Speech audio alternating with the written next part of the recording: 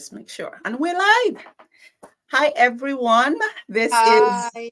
this is Dr. Funke Afolabi-Brown. I have a, a huge treat for you. Um, you all know, okay, for those who don't know, my name is Dr. Funke Afolabi-Brown, and I'm the founder of the Restful Sleep Place and Restful Sleep MD. And I bring in experts all over the world to come on this platform because of the mission that I have, which is to help individuals, including children and their families, change their relationship with sleep so they can thrive and reach their fullest potential. Today, I'm reaching right into my neighborhood and bringing you a phenomenal teen expert. And I am just so excited to have Dr. Maria here today. We're going to be talking about a very important topic. Before we got online, I'm right in the middle of it with teenagers. And so we're going to be talking about teen mental health and sleep and really about getting on the same page with our teens because we do want them to thrive, but sometimes we tend to butt heads. So really thrilled to have you here, Dr. Maria. Can you please introduce yourself to our audience? Thank you so much, Dr. Afolabi. Thank you for having me. I love your page. I love that you're focusing on sleep and educating the public because it's something that seems so simple or easy and is the hardest thing. And actually, the most important thing. I really, um, as I introduce myself, I'm a pediatrician, but I focus on adolescent health. So right now I work on a fully focused adolescent clinic and LVHN, and we only see teens that are coming to us with some kind of problem, and they're referred by their pediatricians. So usually, they're most 80% of what we see is mental health.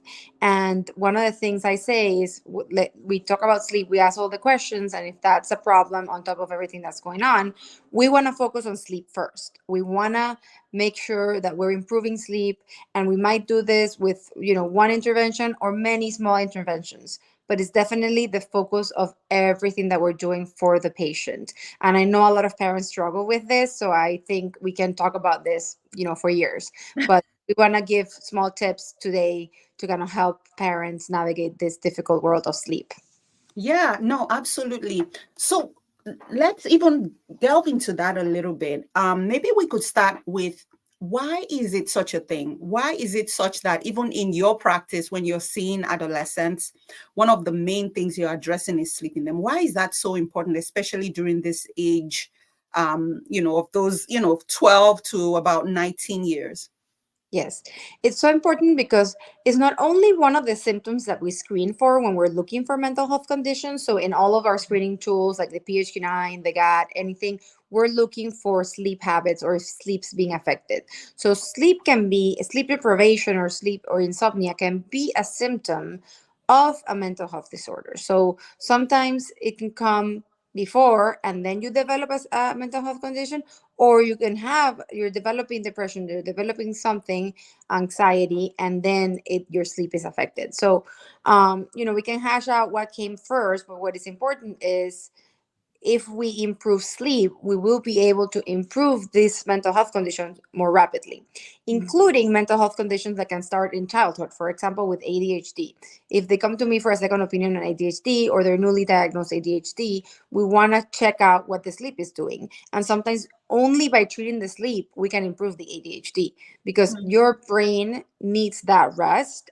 With teenagers, they still need 8 to 10 hours of sleep a night, and if they're not getting that, or the sleep is interrupted, or they're having devices that are affecting the quality of that sleep, the quality of their day, and how they feel during the day, how they perform in the activities that they're doing, are they able to focus, are they able to interact, all of that is going to be affected. So the first thing and the most important thing that we want to improve and sustain is the hours and the quality and the duration of sleep. Yeah, no, absolutely. Just from my own curiosity, especially since you're seeing these kids, that's the majority of what your practice includes.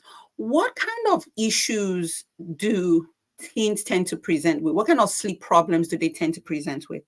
Okay, so yeah, the most common one is difficulty falling asleep. Mm, They tend to have later times where they're feeling tired. They Mm-hmm. sometimes get activated at night, and one of the things that's affecting that is devices. So if they're Yeah. exposed to device and they're on social media and they're scrolling through, you know how that, kind of like wakes up the brain and Yeah. activates them. And then even though if they want, if they've been on a screen before going to sleep, either whatever they were exposed to is causing thoughts, is causing anxiety, or Mm-hmm. just the effects of the blue light activation that we know that, even for adults is a problem, but for Yeah. teens even more so, because their brain is growing, their brain is learning every day, their brain is exhausted, and it gets this reactivation, and then it's really hard for them to fall asleep.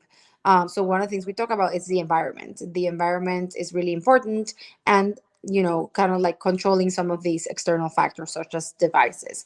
The Mm-hmm. other thing that they come to me with is frequent wake ups. So they're falling asleep fine sometimes, and then they're waking up at night.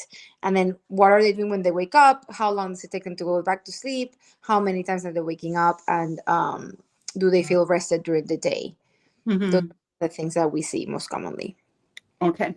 And what do you tend to see that's a result of this? So poor sleep. And I know this is, and I really want us to get into some of the motivational interviewing and how parents can get on the same page or get their teens on the same page. Everybody can be on the same page around how to move forward. But what do you tend to notice as a consequence of them not getting enough sleep, either because they have no hard time falling asleep or staying asleep? Yes. So one of the main consequences would be just feeling low energy, like they don't feel like their usual self and they're feeling low energy. And that causes stress because they need to be on their top of their game. Maybe they have activities that they enjoy or that they're competing for. Maybe, obviously they all have to go to school and pay attention in classes. Sometimes they're not able to perform in like how they're used to. Their outcomes are poor, or they are not able to focus. I see a lot of difficulty focusing, and a lot of parents coming like, maybe my child has ADHD. What's going on? They never had this before, and it's certainly maybe just sleep deprivation. So we have to hash down. When we're seeing things during the day where they're not acting themselves, they're feeling tired and they just want to sleep naps. They're retreating to their room because they don't even feel like interacting. They're stopping doing activities that they used to like, and they don't feel their same energy. Those are red flags that sleep's getting affected. Mm-hmm. Mm-hmm. Mm-hmm. Now, The other one most would be yeah. the waking up in the morning to go to school. Mm, That's yeah, yeah. And usually, it's funny. One of the things I talk about is it's like our kids are in the perfect storm for sleep issues, right? Because like you said, they're activated naturally in the evening because they have a delay in their circadian rhythm. And then a lot of them have they're all prone to anxiety and things like that. And then you have all the societal pressures, the social media, the keeping up with all their colleagues, the notifications. So there's so much that's stacked up against them. That's both a combination of, physiology, which is just that natural inclination for a later bedtime, but also behavioral, but also social, right? We have to get up early to catch the bus for school because of early school start time. So there's so many things that's affecting their sleep. And I definitely see the work that you're doing as so valuable to helping them understand and helping families understand. Because one of the things that I run into is parents are just dragging their teenager, tired and sleepy teenager, and they're like, tell him to take his phone away, tell him Mhm. to put his phone, and they're just constantly butting heads. And so walk us through maybe what are some of the strategies, because most times us telling the teen they need sleep, like you need to sleep, you need to put your device away, like they're just like, yeah, sure, whatever, Yeah. right? But how do we actually get them to engage in a way that they can start to make those choices by themselves, the right and the healthy choices? Yeah, absolutely. And that's one thing that is glad you mentioned it, because it's really important. We can give solutions to the parents, Yeah. for days. Yeah. And if the teen's not gonna do it, they're gonna find ways of like finding that device or looking at a computer that's in the room for homework. They'll start looking at that. They had some other iPad under the covers, and then when you go to sleep, they'll pull it out. I've had teens that have sneaked into their parents' room and grabbed parents' phone and they get the password. So you can't live in that constant vigilance, right? Mhm. You gotta get their buy-in. Yeah. So as you mentioned, motivational interviewing is a technique that we use. So that's why I use in the office but kind of like how to transfer that to the parents so they can use it at home. So Mm, basically, we want to help the teens really find their own motivation for making those positive changes towards sleep.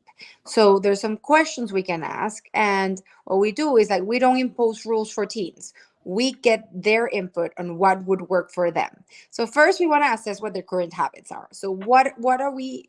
What is it that we're struggling with? Like, and see, like, can you walk me through your typical evening routine? What do you think helps your sleep? What do you think hinders it?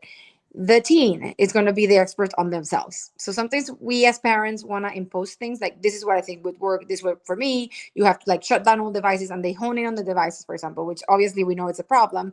But then the teen starts feeling defensive right away. Oh, this is all about taking away the devices, it's a punishment, and they're going to put the walls up. So mm-hmm, it's more getting their buy-in first is asking, what do you think, what works for you, and mm, what is currently happening, and asking them, how do you feel about your current sleep schedule? More often than not, they know, and they're like, yeah, I know it's bad, I need to improve it. And then you got them, because they're saying, I know I need to improve it. Okay, so you can say, what are any parts of that would you like to change? So getting, because maybe we're trying to change the time to fall asleep, and what they want to change is, I don't want to be waking up at night. Once I fall asleep, I want to stay asleep. mm, So we want to know what parts of that they want to change, and then what parts of that they're willing to change. mm, So that's how you start, just with the questions about curiosity about what's going on for them, because sometimes we think, oh, they don't care, we just have to impose this and we're going to get really strict, or whatever. But if they have some things that they want to change, we can start there, mm, and that's gonna be like the low hanging fruit. And then mm, from that, exploring the importance and benefits with them. So asking them, how do you feel when you get a good night's sleep versus when you don't? And then they can actually, if they try to answer that question, they'll realize, yeah, the days that I don't sleep, it's kind of rough, because they can compare, for example, for the weekends, they do go to sleep later, but they're getting their hours. How do you mm, feel those days? Do you feel better? And then tapping into things that are important to them. So what are some things that you enjoy doing that might improve if you sleep better? So either asking, when you don't sleep, what is this affecting? And then the motivator to change would be, what are some things that it is affecting that you already shared with me, or just kind of like verbalizing those that they already shared, and saying, how could they improve if you slept better? mm, Obviously, if they're struggling with school and attention, that's also a low hanging fruit. We know that if our brain gets rest, we're going to be better learners. We ask them if they're falling asleep in school, if they're taking naps during the day. And then the next step would be to identify barriers and solutions. So what are some barriers, challenges that you are facing when trying to sleep at a regular time? mm, So kind of asking them, what are they experiencing, what is difficult for them. And maybe there's like some other things. I've had teens that are like, no, there's this noise in my, that's coming from downstairs, and it's like my brother, and that's something that we can modify in the environment. So oh, there's a curtain that, there's this light coming in, and they never said anything, because they're not even focusing on finding solutions for those things. They're mm, just, prompted, and then they find something to do with their time when they stay awake. There's always going to find something. mm, mm. So those are some initial questions that parents can ask their teens that, are useful. And then kind of exploring, their goals, their values, enhancing their confidence. Like when Mm, they feel like they can't do it, like it's so hard. So we can ask them, on a scale of 1 to 10, how confident are you that you can make these changes? Once you come up with the changes, and the changes that we're planning should come from them. So it should be things that work for them, and we can list some things, and then choose what they want, so having them participate and choose and interact. And parents might find this hard, but it's kind of like the best way of really them looking inside and finding their own motivation for change. mm. I love everything about this. I love everything about this framework. I think it is so powerful and is empowering for both the parent as well as the teen. Because one of the things you said is everything ends up revolving around the device. And so the teen, once you start to talk about sleep, that's the first thing they say. Like, oh my goodness, you're taking my device away. Oh my goodness, you're taking my device away. So when we lean in to ask what's going on, just from their end, it is such a powerful change in narrative where they're like, okay, it doesn't look like it's because it's not just about the device. I think that's the thing. Even if you decide you're going to lock the devices up somewhere in a lockbox where they don't have access to the code, they might still not be able to sleep. And there are many reasons, like we talked about. It might be the light, it might be an environmental factor. It might be that they have anxiety and their minds and their brains are busy. It might be that, they have restless leg syndrome or delayed sleep phase where they just have really, really shifted. And no matter what happens, they won't be able to sleep. So leaning in to even find out what is going on, what is the root cause of their sleep issues, rather than just assuming that it's because they want to just be on TikTok all night long. I mean, a lot of them want to be on TikTok all night long. Too, You but know? as Yeah. you said, something else is going on Yeah. and they gravitate towards that. Yes. So they might be the ones coming up with Mm. a solution where they say, well, when I feel restless or when I feel anxious, Hmm. I don't know what to do, and then my device is there and I grab it, and Yeah. then you're curious, like, oh, so what could we do to solve that, like the second part of that? And they were Hmm. like, oh, maybe if the device wasn't there, I wouldn't gravitate towards that and I could do Yeah. something. Then you can find a solution for the anxiety, like maybe Mm. they need some medication, maybe they need to do some mindfulness. Mm. They can do some techniques with these apps that I recommend often for them to calm down and go Hmm. through this mindful meditation or some relaxing music. You give them the coping skills, but they might say, and if the device is not there, maybe I Right. won't gravitate, and they will offer that solution. So then it won't be like a punishment. It would be they came up with it, and it really feels like a team approach, like we're partnering with them, like you as a Hmm. parent are partnering with your child to help them, because you know that they will feel better doing the activities, playing soccer, doing baseball, performing in their theater, everything. Like, maybe they're missing stuff because they're napping it all afternoon, and then also their mood will improve dramatically. Yeah. Yeah. Yeah. So many things, right now. I'm just going to run down from what I got. Number one, I would say is leaning in with curiosity and asking open-ended questions. Do you not Okay. know sleep is good for you? No, no, that's not going to work, right? It's more of what's going on. And also, like you said, the second piece is connecting with what matters to them. So is it sports? Some kids couldn't care less about their grades, maybe because they're so exhausted, right? And so maybe they just they're more interested in even the video games, like point accuracy, reflex responses, all that stuff gets better when they get good sleep. So finding what they really are passionate about, and then connecting that with what happens when they have good days of sleep.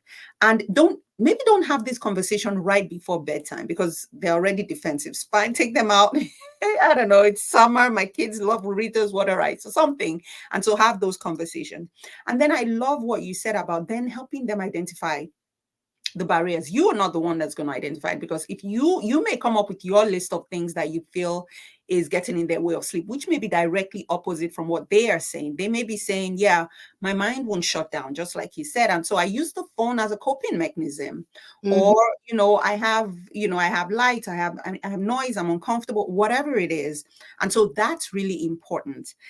Really finding out what the barriers, and then helping them to, or leading them and coaching them to come up with the solutions that they think would work. Because your thought of, we're just gonna shut everything down and turn off the Wi-Fi, you're actually maybe taking away the only thing they know that helps them calm down, which is their phone, which is, and we might miss an opportunity right there. So I think it's really having this meaningful conversations with them and helping them to come up with those solutions, and almost like a buffet, so that they can pick.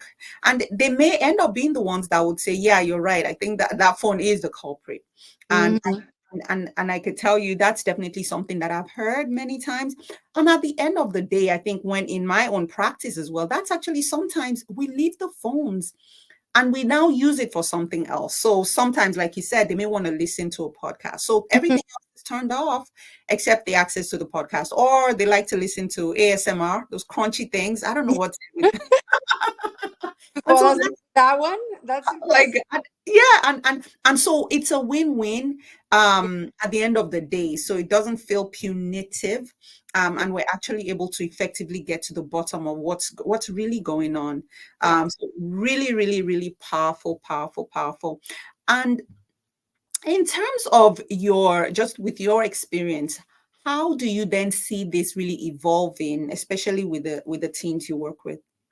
So once you come up with your answer to all these questions and you have like a list of things that they think they could change, then you can kind of hone it in and just give them the power, give them the control also. So you can say, so what is one change that you can make this week Mm, to improve your sleep? So keep it short, like what are we doing this week? And we do it for 1 week. Sometimes their sleep is so turned around that we have to do like a sleep reset, and you probably do that in your practice all the time, and mhm, then not allow them naps. Like come up with a plan, like let's not eat sleep nap and do this at night so we can reset the sleep schedule. But one change that they can choose at the beginning, that is a small thing that we can make for a week, and then doing that and see how it goes, and then seeing, okay, did this work? Okay, yeah, it worked a little bit for this, and next week you can add something else, mm, and then asking, how can I support you in making these changes to your sleep habits? So offering that help, but putting it on them. How can I help you? Having them tell us how we can help you, instead of being like, okay, we're gonna do this, we're gonna do that, and getting all over it like we do with the little ones. These are teens, so we gotta give them some autonomy and ask them, how can I best help you? How can I best support you? No, mom, I want to do it on my own. I got it. So then we can check on them later. It's like, how did it work? Did you do it right by yourself, or do you need more support? So always offering that support, but not imposing that support. I think that's the best part. And then always consulting with the professional, like mm, someone like you, someone like me, can help parents hash out, because we will have that time alone with the patient, and we will go through all the detailed questions. If they need a sleep study, they can probably get that. If there's anything with the quality or anything in your health, in your physical health, that's affecting it, that through the questions we can find out.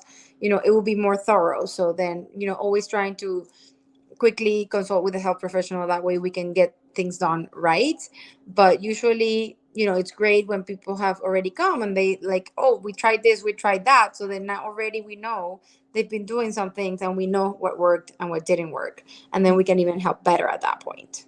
yeah, no, I love that. I love the fact that you can leave and start with these tools, but always knowing that if things don't work out, then reaching out for help, I think, is so important.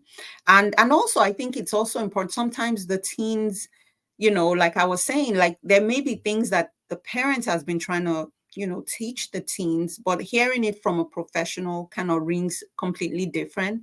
And Mhm. so really letting partnering with your child's pediatrician or whoever, or sleep specialist, whatever, and so everyone can be on the same page, I think it's really going to set you all up for success.